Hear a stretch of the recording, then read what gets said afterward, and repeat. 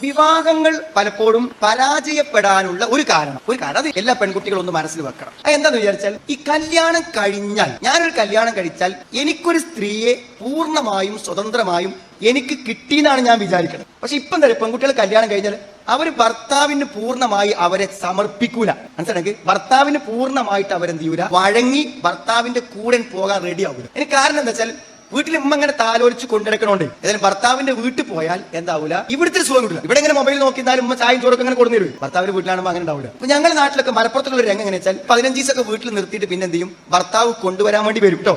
ബൈക്കൊക്കെ എടുത്തിട്ട് എന്ത് ചെയ്യും, നന്ന് പോകാന്ന് പറഞ്ഞു വരും. അങ്ങനെ വന്ന് മർദ്ദൊക്കെ മാറ്റി ഇറങ്ങുന്ന സമയത്ത് കണ്ണുകൂടെ ഒക്കെ ഒന്നായിട്ട് വെള്ളം വന്ന് കരഞ്ഞ് ഇടങ്ങാറായിട്ട് ഇങ്ങനെ നിൽക്കും. അപ്പൊ അപ്പുറത്ത് കണ്ണിൽ വെള്ളം നിറച്ച് ഉമ്മ നിൽക്കുന്നുണ്ടാവും, ഇവ ഇങ്ങനെ ബേക്കുമ്പോ കയറ്റി അങ്ങനെ കാത്തു നിൽക്കുന്നുണ്ടാവും. അപ്പൊ എന്താണ് ഈ കക്ഷിക്ക് എന്താ തോന്നുന്നറിയങ്ങൾ, ഈ വന്നാളിന്റെ ഭർത്താവ് അതെന്താ തോന്നുന്നറിയങ്ങൾ, ഇന്റെ കൂടെ പോരാനാണല്ലോ ഇവളൊരു മയ്യത്തിറക്കുമ്പോഴുള്ള പോലുള്ള കരച്ചിൽ എന്ത് ചെയ്യണത്, ഇന്റെ കൂടെ പോരാൻ.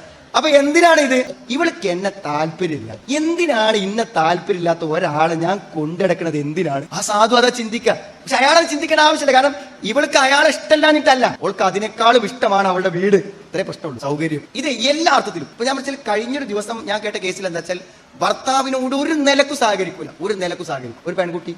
അതുകൊണ്ട് കല്യാണം കഴിഞ്ഞാൽ നമ്മുടെ ഭർത്താവിന് പൂർണ്ണമായും നമ്മൾ എന്ത് ചെയ്യണം, പൂർണ്ണമായും നമ്മൾ ഒതുങ്ങിക്കൊടുക്കണം. അടിമയാകണം എന്നല്ല അതിന്റെ അർത്ഥം, സഹകരിച്ച് ജീവിക്കണം എല്ലാ കാര്യത്തിലും, അയാളുടെ ഇഷ്ടങ്ങൾക്കനുസരിച്ച്. അങ്ങനത്തെ ഒരു സ്ത്രീയെ മാത്രമേ നിലനിർത്തി കൊണ്ടുപോകാൻ ഒരു പുരുഷന് സാധ്യമാവുകയുള്ളൂ.